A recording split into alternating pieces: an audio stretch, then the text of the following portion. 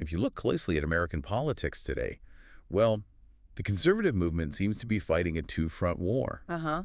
What are those fronts? Well, one is, defending the sovereign American nation state abroad, Okay. and the other, it's battling pure economic reality versus political rhetoric right here on the home front. And that tension, that's really defining the future of U.S. power, isn't it? It's this core conflict between, say, national interests and global idealism. Exactly. And as our sources show, I mean, it pops up everywhere. You see it from a desert air base in Afghanistan all the way to, like, late-night television slots in Hollywood. Absolutely. And that's really our mission for this deep dive. We're unpacking expert opinions from a major policy roundtable to understand this shift. The shift towards American nationalism. Yes, rooted in this core concept of sovereignty.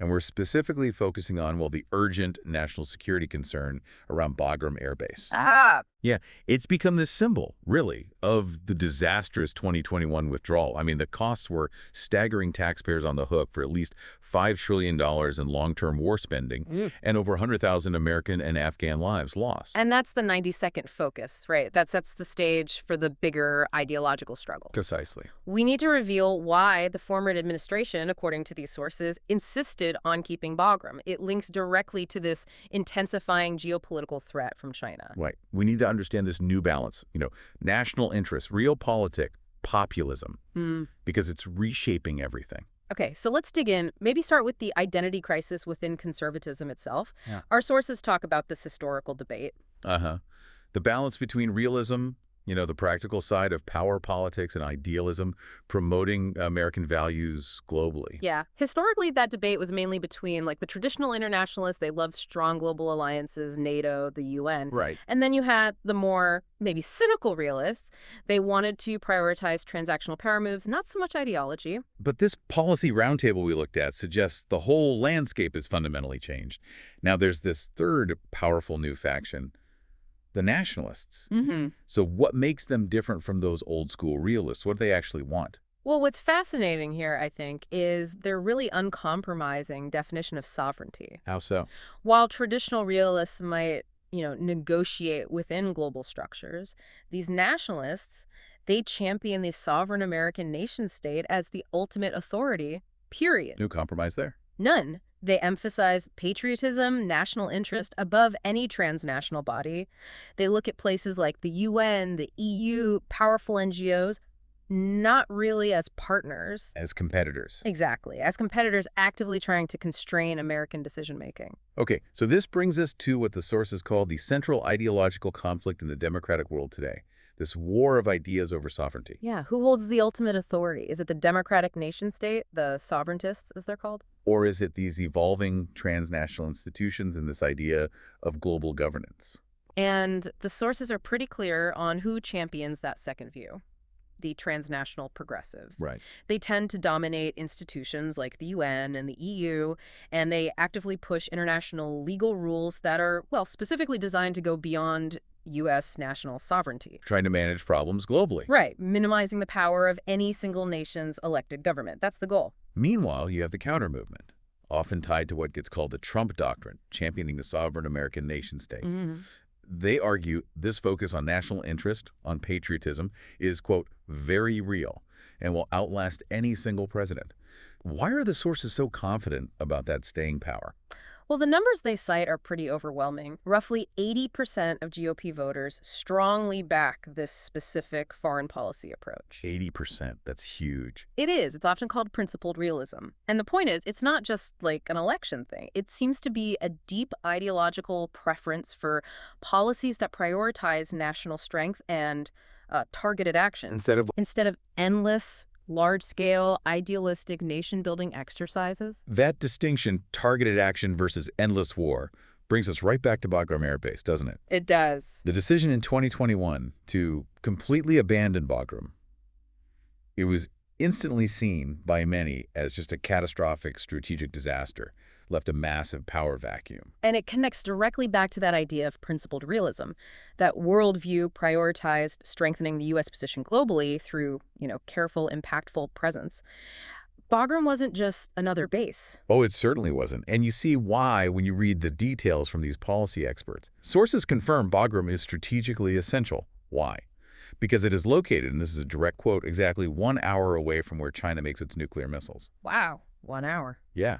So to intentionally surrender that forward operating post, well, critics saw it as ignoring a really clear national security need just for a rushed exit strategy. And this strategic failure, it wasn't sudden. It was maybe the culmination of a forever war consensus that had ignored reality for years. Specifically, the independent watchdog, SIGAR, the Special Inspector General for Afghanistan Reconstruction, had warned over and over about corruption, called it an existential threat to the U.S. effort there. And those warnings. Largely ignored by the establishment, according to these analyses. The cost of ignoring that reality, it's just staggering. Our sources estimate the total long-term war spending tied to that withdrawal, the collapse, at least $5 trillion. $5 trillion. It's hard to even grasp. That's not a small mistake. It's a collapse of strategic foresight.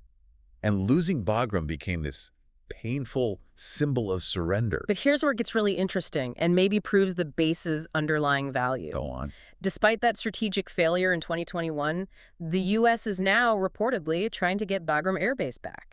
Seriously, after all that. Seriously, that kind of desperate attempted move to reclaim it, it just underscores its undeniable national security value, especially now as great power competition with places like China heats up. It's a complete U-turn, isn't it? Forced by geopolitical reality. Pretty much.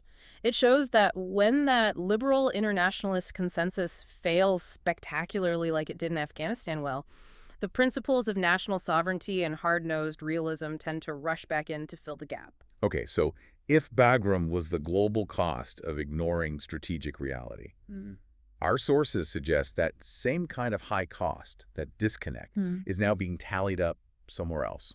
Right here in Hollywood, believe it or not.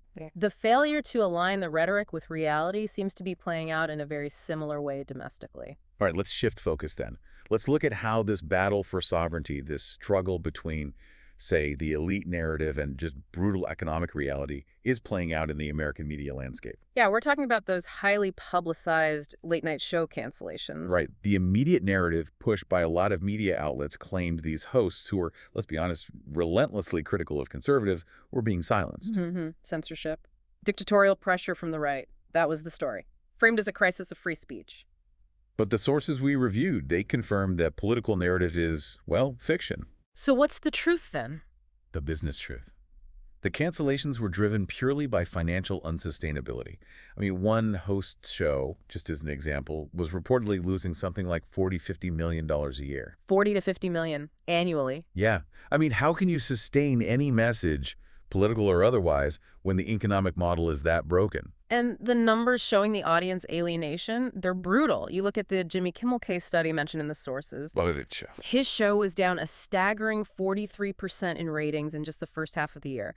By August, he dropped to only 129,000 viewers in that key advertising demographic. Wow, 129,000. That's tiny for network TV. Tiny. He'd lost nearly 1 million viewers since January alone. And that kind of audience erosion, that's the real story here, isn't it? Yeah. It's the affiliates, the local stations like Nexstar and Sinclair. They represent the bulk of the audience outside maybe New York and LA. Right, and they're the ones actually paying to air this network content.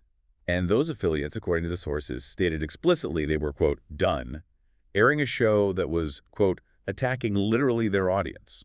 They just refused to run it. Refused to run the program after some particularly inflammatory statements.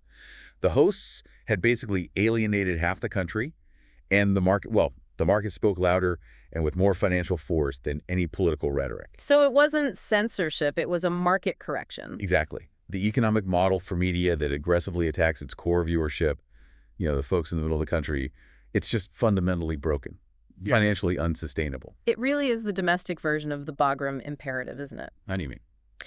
The elite consensus ignored the fundamental reality in Afghanistan. It was strategic reality. Here, it's audience demographics and financial viability, and they paid the price.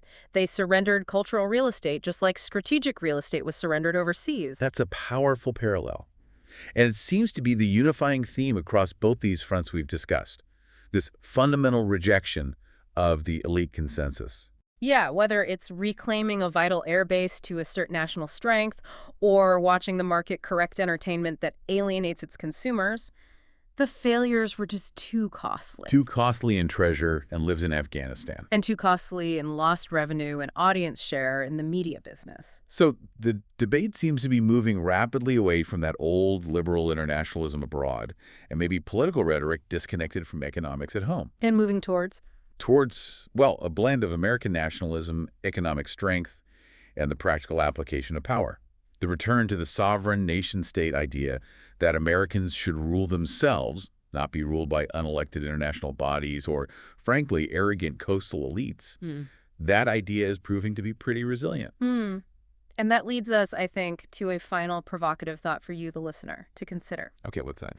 If this current push that some see to silence dissenting voices in America actually succeeds, we're weaponizing power against free speech like we see happening tragically in the UK with arrest for social media posts if that becomes normalized here. Yeah. What capacity will future American sovereigntists, the people who believe in national sovereignty, actually have to challenge the growing power of these transnational progressives and global governance institutions? Because the defense of national sovereignty, whether it's a BAGRAM Air Base or in your own living room watching TV, Right. it ultimately begins with that unwavering defense of free speech, doesn't it? Absolutely. Without the ability to challenge the consensus openly and freely, the policy arguments against that globalist agenda, well, they simply cannot be effectively fought.